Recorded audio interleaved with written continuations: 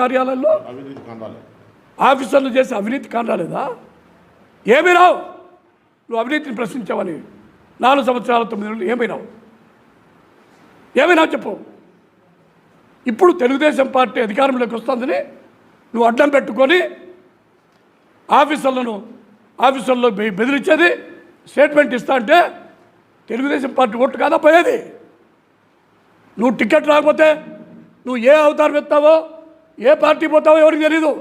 కానీ నువ్వు ఇప్పుడు పార్టీ పేరు చెప్పుకొని ఆఫీసుల మీద దాడిపోయి 25,000 కుటుంబాలు ప్రొద్దుటూరులో ఉంటే వాళ్ళందరినీ పార్టీకి దూరం చేస్తావా? ఒక్కటే చెప్తున్నాం, ఎట్టి పరిస్థితుల్లో కూడా నీకో, నీ కొడుకో, నీ కుటుంబానికో టికెట్ కాదు తెలుగుదేశం పార్టీలోకి అడుగు పెట్టనిచ్చే ప్రసక్తే లేదు. అది జరగదు, జరగనివ్వ కూడా.